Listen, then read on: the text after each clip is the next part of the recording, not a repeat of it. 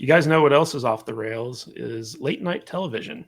And an article in Variety just came out declaring Greg Gutfeld of Fox News fame as the king of late night. I don't know if you guys had a chance to read through this very long article, but did you know that Greg Gutfeld and his show Gutfeld on Fox basically pulls in more ratings than every single late night show combined? Really? That does not shock me at all. Yeah. So his TV show pulls in regularly over 3 million viewers per night. Wow. The other late night shows can't even hit 2 million, right? And one of the interesting aspects of this article is basically they talked about how of the collective late night audience, Greg Gutfeld is the only one catering to the right wingers, whereas the others are all competing for the left wing audience. So they're all getting like smaller portions of that stuff. Isn't his show a little bit more kind of like modern media too, kind of like what we're doing in a way? It's like a panel show, sort of irreverent. Yeah, basically what they do is they have a panel show where they don't have like celebrity guests come on, whereas the Carson format, which is what all the other late night shows follow, it's basically celebrity guest after celebrity guest, one-on-one interviews. And another thing that they kind of talk about in here, which is kind of interesting, is that basically Gutfeld doesn't pull any punches. Like he's not afraid to say stuff that could be considered controversial. Like when he was going through the Amelia Perez actor's tweets, Carlos Sofia Gascon's old tweets, he was reading them live on air, and he's like, actually, I'm starting to like this lady, or this dude, or whatever it was he called him. It's kind of interesting. So like while everyone else is trying to like be very careful with their words about this controversy, Gutfeld's just there. He's like, nope, this tweet's right on, has a point, type thing. But I think it's more emblematic of how late night has refused to evolve over the years. And Gutfeld is kind of like just staking his flag and being authentic and basically catering to an audience that doesn't like what they're seeing on the other late night things, like Colbert shilling for COVID vaccines and stuff like that. But I want to get your guys' take on this. Let's start with you, Odin. What do you think about the current state of the late night landscape and how Greg Gutfeld is undeniably right now the king of late night? I mean, yeah, because late night right now is a joke. I remember when I was younger, my parents were they typically watched a lot of Letterman. This is before Letterman became too crazy, right towards the end of his career, especially. But it was just like he was a regular late night host, right? And he just like went through the motions. It wasn't really anything crazy. And so I remember watching that, and then just seeing the clips that I have of Colbert, or of some of these other guys where they are just shilling for pharmaceutical companies, or clearly are just a extension of the modern Democrat Party. It really is just sad, and you isolate your audience in a very, very strong way. The reason why I think that Gutfeld's doing so well is because I actually watched Gutfeld a long time ago when he was on a little show called Red Eye. And Red Eye was hilarious. Yeah. And the comedians that he would have on, and he really hasn't ever fallen away from that. He has been that same person since the time at Red Eye. Like the show may have changed a little bit. The overall structure, the production value has gone up quite a bit. But that show, they used to put on, at like midnight. Like it was like middle of the night if you wanted to watch that show. And he had enough of a fan base where eventually over time, when certain spots opened up, he eventually got into the rotation of the five, and eventually like that became a huge thing in and of itself. And now he has his own show, and now that show is doing these gangbuster numbers. But it's because he's a comedian, and I think that's the thing that's lacking in a lot of these late night shows, is that they have no longer acting as comedians; they are acting as political activists. And if there's anything that Gutfeld isn't, it's a political activist. Because even though one could argue he is clearly more right wing or more conservative, he honestly doesn't really come off that way. He comes off much more genuine, much more authentic. And a lot of it really just comes across more as just direct comedy. And I think that's why his numbers are so well, and why I think he is, becoming this king. But it's, again, I don't think it's just because of the conservative aspect of it. I think it's also because he's just a comedy. He's just a comedian, and people want to laugh. People want to be able to have fun, and he allows that to actually happen without having to lecture you. Brian, what's interesting is in this article, they talk about the recent exodus of quote unquote news anchors, because, Gutfeld is part of the Five, which is the number one rated daytime panel show in 24-hour news. But they talk about how Chuck Todd, Jim Acosta, and Nora O'Donnell are thinking that they can just go off and make like a podcast like Megyn Kelly and Tucker Carlson did. And basically, Greg Gutfeld's like, no. You have to have people actually like you if they're going to listen to a podcast that you're hosting. And you also have to have credibility, which these people don't. And I think Craig Gutfeld has a lot of authenticity, credibility, all this other stuff, because he's been very consistently kind of like, I don't give a fuck with his takes on stuff. So what do you think is the big difference between someone like Gutfeld, who has like a very hardcore fan base who feel he's authentic, composed to all these other news people who are trying to kind of break out into their own podcast or late night show or what have you? I mean, it's funny how Greg Gutfeld actually wrote a book called King of Late Night like 2 years ago. and then he actually got that title.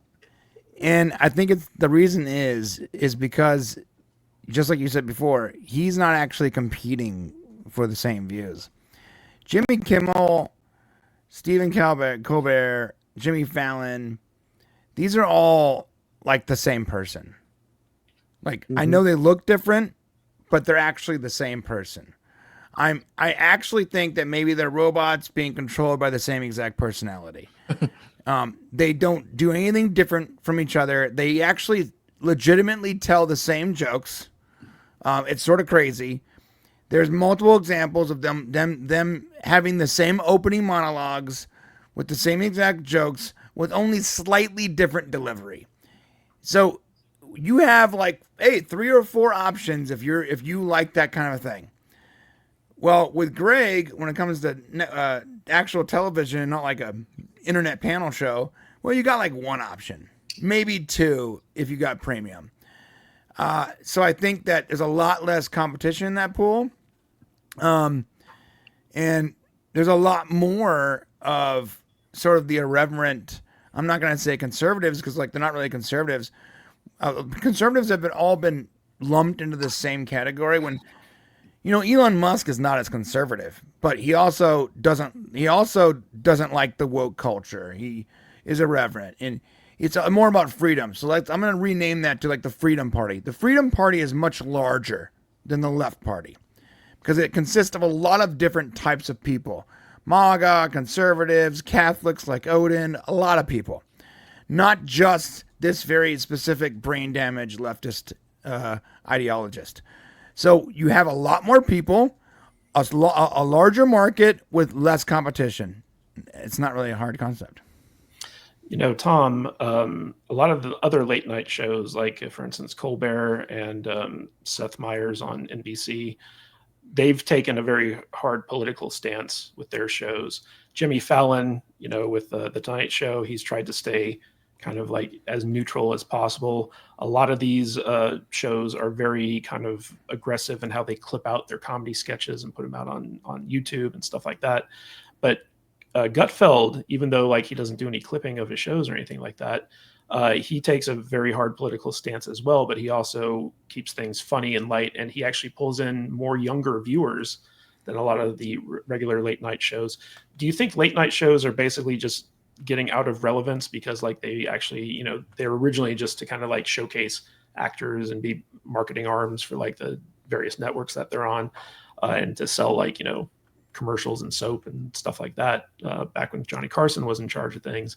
But nowadays it just seems like they're an outdated version, because you can watch better late night stuff on YouTube. Like you could watch a replay of this podcast, late at night and get like the same kind of like effect, same vibe, like, same vibe, but more genuine. Right. So what's your take on this whole idea behind Greg Gutfeld appealing to a younger audience who prefers authenticity as opposed to these other places that just seem to be pushing an agenda that nobody wants and trying really hard to get their comedy clips out in front of people on YouTube? Okay, I think I know the question. At the end of the day, I think it's less that Gutfeld is going more right, or at least is right oriented. I mean, maybe he does talk about specific political things, but at the end of the day, I think it's more so that the other things have gone so far left that even things like Gutfeld are just normal, right? And things we see as normal now are called right wing, right? Like that's what I'm seeing more so than anything. It's like, okay, so anything that's just basically middle to right is right wing now. Like everything else is, over here, because that's what I feel happened is like the relevance went out the window more so with them pandering to, the shot and all the other political stuff over the last 8 years. It even creeped in earlier with Obama's era as well. And what happened is people are just like, yeah, I don't care. I can get the same information from people like us or Gutfeld, and I can actually get a better experience through watching people like him or us than I am on Colbert, because it comes off as so disingenuous, right? Or Jimmy Kimmel or any of those guys for that matter, because they're basically the corporate shills, and people are smart now. They're getting smarter every day, and I'm amazed at how many people now are aware of woke and are aware of what is happening and how Trump has put it center stage. I mean, frankly, I think that's the bigger problem more than anything. I don't think it has anything to do with anything more than all these guys who have jumped in so deep into the left end of the pool that most people are just like, yeah, I can't even just. You can't. I can't. The thing even. is like, yeah, Johnny Carson is a very neutral person. I couldn't tell you if he was conservative or Democrat, but I'll bet you $5 he was conservative. And he did that very much on purpose. Exactly, because he wanted to be able to make everybody laugh. Today, these late night guys, they don't give a shit if they offend anybody on the right side of the spectrum, because that's not their audience. Their audience is that fringe side of the left who, frankly, don't watch late night television. Gutfeld he's doing what he does, and he's as popular as he is because, quite frankly, there's more of us than there are of them. I mean, it's a good business sense, and he's the only one that caters to the center and to the right side of the aisle. He's funny. He's genuinely funny. He gives no shits who he offends, and he's been that way for decades now. I first learned about Greg Gutfeld years and years ago when he was doing the 5 and doing Red Eye and stuff, and he's still on the 5, I believe, and he gave no shits about the things that he said. He was so kooky, so off the wall, with the things that he would pull up on this semi-serious news show every day. It was hilarious to me, the stuff that he would say. And he and sometimes he just likes to poke the buttons, when he sits there and, when he used to go rounds with that old fat white guy who was on the left side of the table. What was his name? Maybe I remember, but they would go rounds, and it was just hilarious. And these days he has this late night show, which isn't late. It's on 8 o'clock here or something like that. But he's got this crazy cast of characters. He's got Tyrus on there. He's got Kat Timp on there, and this rotating seat of comedians. I think even Chrissy was on there one time, right, Odin? So, you never know who's going to show up on that show, and it's funny. They got Trump on there too. Yeah, I mean, it's wild. It was one of the funniest interviews that he ever gave. Yeah, it's great. It's good stuff. And, he's the only one that's really in his sphere of trying to make people like us and our audience laugh every day. So more power to him. I hope he keeps going, man, because he's really good. And I like what he does. He's very irreverent. And I like that kind of humor. So yeah, I like a lot. I think a lot of people like that kind of humor. Mm-hmm. Well, Dutch, one of the interesting things about Greg Gutfeld's humor is that he's not afraid to just poke fun at anything. Like, he doesn't just touch on right-wing issues. He makes fun of everything kind of equally. Whereas someone like Jimmy Fallon, like, if anything's even remotely sensitive, like, he won't even touch it with like a 10-foot pole.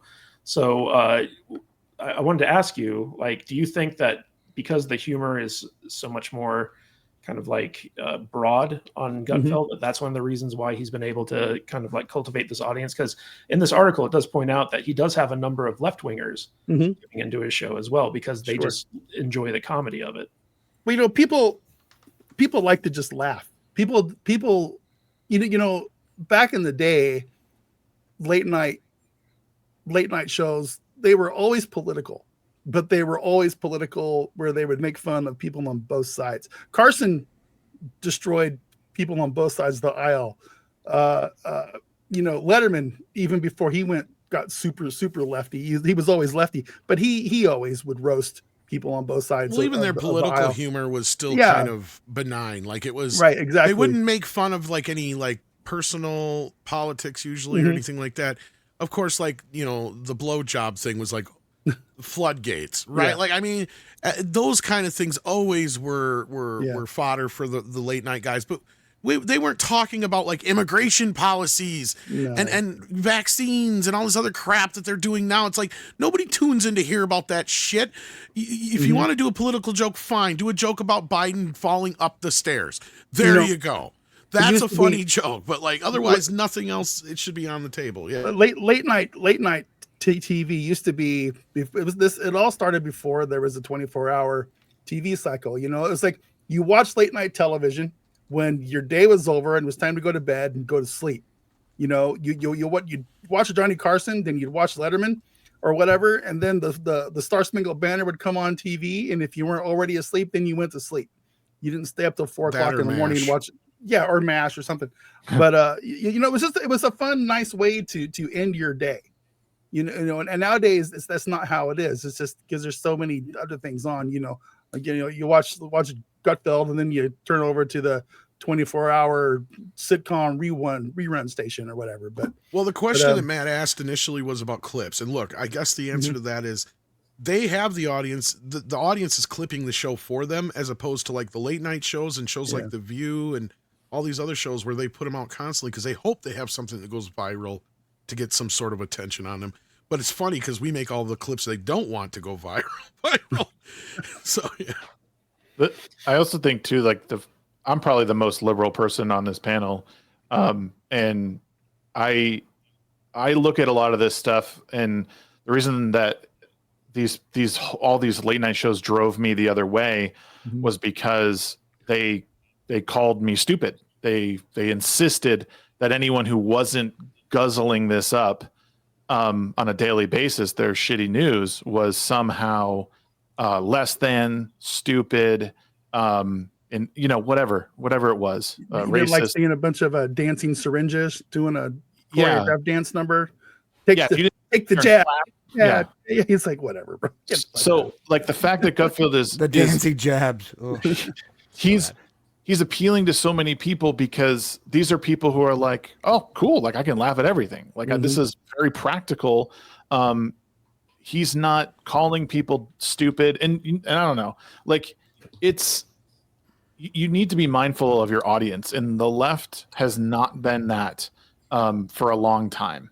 And Shags, I want to ask you about this because basically, in terms of relevance, one of the reasons that Greg Gutfeld is so successful right now is because like people see him as more relevant to the culture conversation than a lot of these other players. Like, for instance, in this article, they talk about how Bill Maher is no longer as relevant as he used to be when he was doing Politically Incorrect on ABC.